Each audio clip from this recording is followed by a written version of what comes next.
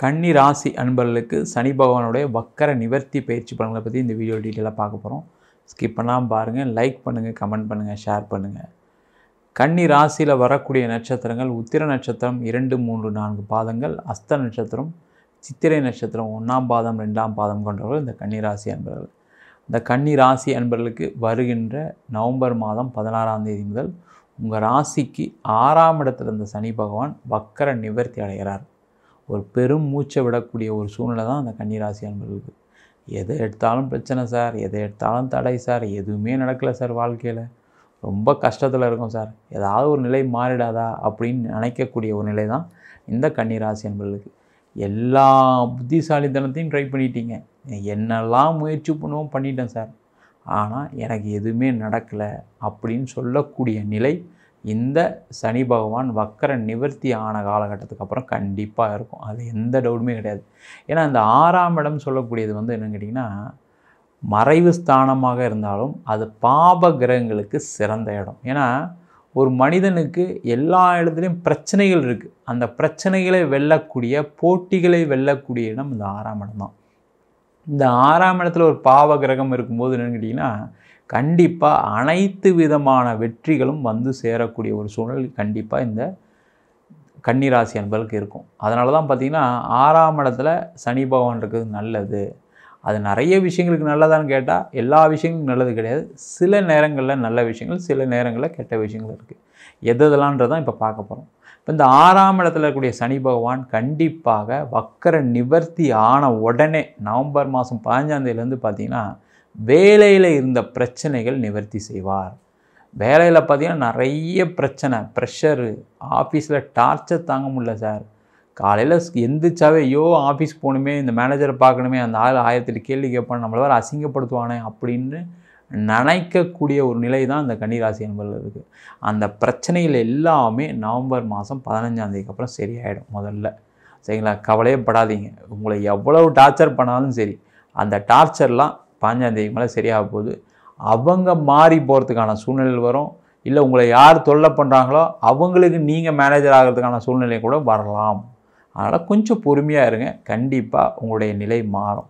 அதே போல் வேலை மாற்றம் பண்ணணும்னு நினைக்கிறீங்க, நவம்பர் 15க்கு அப்புறம் பண்ணுங்கள். கண்டிப்பாக ஒரு நல்ல வேலை கிடைக்கும், நல்ல இடத்துல நல்ல பதவியில். கன்னிராசி அன்பர்கள் அப்படின்னு சொன்னாவே நல்ல ஒரு இடத்துல இருக்கக்கூடியவர்கள். ஏன்னா புதன் உச்சமாகக்கூடிய ராசி, புத்திசாலித்தனம் அதிகம் கொண்ட, உங்களுடைய தேவை நிறைய பேருக்கு இருக்குது. ஆனால் நேரம் சரியில்லாதனால என்னென்னா உங்களுடைய தேவையை கூட நிறைய பேர் கெட்ட விஷயங்களுக்கு பயன்படுத்தி அதை கெட்டதாக உங்களை மாற்றக்கூடிய ஒரு சூழ்நிலைகள் இந்த கன்னிராசி என்பது கடந்த காலகட்டத்தில் இருந்ததுக்கு.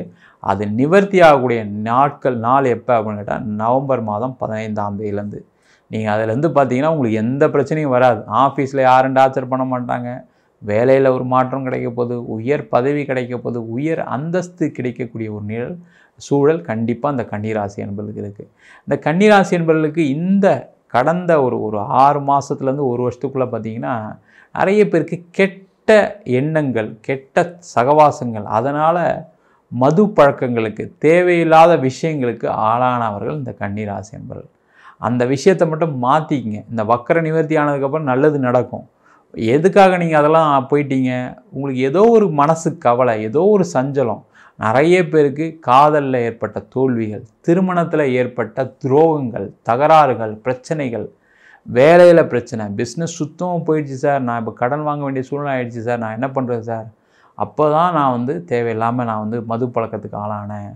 அந்த மாதிரி சொல்லக்கூடிய ஒரு சூழலில் இருந்தவங்களுக்கு வருகின்ற நவம்பர் மாதம் 15ஆம் தேதிக்கு அப்புறம் நல்லா இருக்குது. அதனால் அதை நினச்சிக்கிட்டு தேவையில்லாத பழக்க வழக்கங்கள் வெளில வாங்க. வெளில வர்றது ரொம்ப கஷ்டமான விஷயம்லாம் கிடையாது. ஆனால் வெளில வந்துட்டிங்கன்னா உங்களுக்கு நேரமும் மாறும்போது உங்களுடைய வாழ்க்கையும் மாறும். கடந்த ஒரு வருஷத்தில் மட்டும் பார்த்திங்கன்னா தேவையில்லாத அதிகமாக மாறிட்டீங்க, அதிக பழக்க வழக்கம் உள்ளாயிட்டீங்க. அதனால தான் நிறைய விஷயங்களை உங்களால் யோசிக்கக்கூட முடியல, அதை தாங்க சக்தி இல்லாதனால இந்த நிலைமைக்கு மாறிட்டீங்க. அந்த தாங்கும் திறன்லாம் வர நவம்பர் மாதம் 15ஆம் தேதிக்கு மேலே வரும். கண்டிப்பாக நல்லா இருப்பீங்க. பயப்படாமல் அந்த கெட்ட பழக்கங்கள்லேருந்து வெளில வரதுக்கான முயற்சிகள் செய்யுங்க. அதனால் பார்த்திங்கன்னா உங்கள் குடும்பமே கஷ்டப்படுது, அது உங்களுக்கு தெரியல, தெரிஞ்சும் அதை மாற்றிக்க முடியல. சரி, நான் என்ன சார் பண்ணுறது, மனக்கவலையில் இருக்கேன், அதனால் சில தப்பான விஷயங்கள்லாம் செய்கிறேன், எனக்கு தப்புன்னு தெரியுது, ஆனால் இதுலேருந்து வெளில வர முடியல அப்படின்னு சொல்லக்கூடிய சூழல் இருக்கவங்க கண்டிப்பாக அதுலேருந்து வெளில வாங்க. அதனால் திருமணத்தில் பிரச்சனை, கணவன் மனைவிகளுக்கு கருத்து வேறுபாடு, குழந்தைங்க கூட உங்களை மதிக்க மாட்டாங்க. அந்த மாதிரி சூழ்நிலைகள்லாம் ஆளாகிருப்பீங்க. சமூகத்தில் நிறைய கெட்ட பேர்களை கடந்த 1 வருஷம் நிறைய சந்திச்சிட்டிங்க. கொஞ்சம் நெஞ்ச கெட்ட பேர் இல்லை.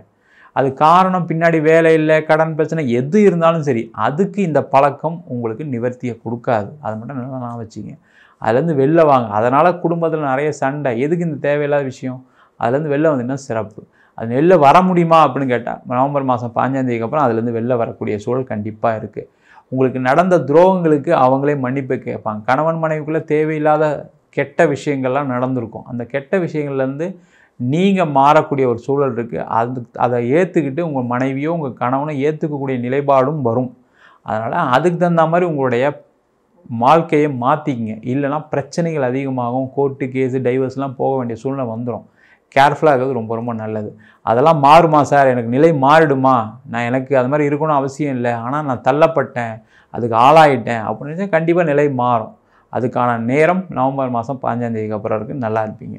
அதேமாதிரி தொழிலில் ஏற்பட்ட கஷ்டங்கள், கடன் பிரச்சனை அதிகமாகிடுச்சு. தொழிலில் வந்து பார்த்திங்கன்னா கடன் பிரச்சனை அதிகமாகிடுச்சு சார். நான் நல்லா பிஸ்னஸ் பண்ணேன். 1க்கு மேற்பட்ட பிஸ்னஸ் செய்யக்கூடியவர்கள் இந்த கன்னிராசி என்பது. ஒரு பிஸ்னஸ் மட்டும் பண்ண மாட்டீங்க, மினிமம் ஒரு 3 பிஸ்னஸ் பண்ணியிருப்பீங்க.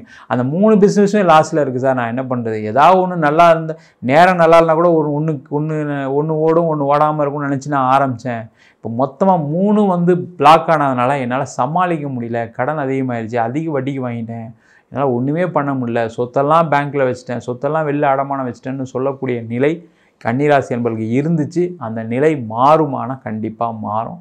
நவம்பர் மாதம் 15ஆம் தேதிக்கு அப்புறம் நிறைய பிஸ்னஸ் வாய்ப்புகள் வரும். நிறைய பிஸ்னஸ் வாய்ப்புகள் வராதனால தான் இயங்கிட்டுருக்கீங்க. ஒரு வாய்ப்பு வந்தால் கூட அதை கச்சிதமாக பயன்படுத்தக்கூடியவர்கள் இந்த கன்னிராசி என்பவர்கள். ஆனால் அது கிடைக்கல சார், நான் என்ன பண்ணுறது? நான் நிறைய ட்ரை பண்ணேன், நிறைய விஷயங்கள் புஷ் பண்ணேன், ஆனால் எதுவுமே நடக்கலை. நிறைய இடத்துல ஆர்டர்ஸ்லாம் கேட்டாங்க, கொட்டேஷன்லாம் கொடுத்தாங்க, கொடுக்க சொன்னாங்க, எல்லாமே கொடுத்தேன், ஆனால் ஆர்டராக கன்வெர்ட் பண்ண முடியல. அதுக்கெல்லாம் பார்த்திங்கன்னா நிறைய காம்படிஷன் ஆகிடுச்சு. என்னை விட அதிகமாக கம்மியாக கோட் பண்ணி நிறைய பேர் ஆர்டர் கொண்டு போயிட்டாங்க. சில இடத்துல பார்த்திங்கன்னா அவங்களுக்கு சில வேலைகள் நடக்காதனால என்னுடைய ஆர்டரை பாஸ் பண்ண முடியல. இந்த மாதிரி விஷயங்கள் இருந்தவங்களுக்கெல்லாம் நிவர்த்தி கண்டிப்பாக அந்த சனி பகவான் வக்கர நிவர்த்தி ஆனது இருக்கும். ஃபாலோ பண்ணுங்கள். நீங்கள் என்ன பண்ணிட்டீங்க அப்படின்னா, நம்மளுக்கு எதுவுமே நடக்காதுன்னு எல்லாத்தையும் விட்டுட்டீங்க. திருப்பி பழைய மாதிரி நீங்கள் மாறுங்க. திருப்பி பழைய மாதிரி ஃபாலோ பண்ணுங்கள். கஸ்டமர்கிட்ட போய் உட்காருங்க. ஏன் எனக்கு ஆர்டர் கொடுக்கல, எதனால் ரேட்டு கம்மியாக கொடுக்கணும், நான் கொடுக்குறேன்னு சொல்லி பேசுங்க. கண்டிப்பாக கிடச்சிரும். உங்களுடைய பிரச்சனைகள் தீரும்.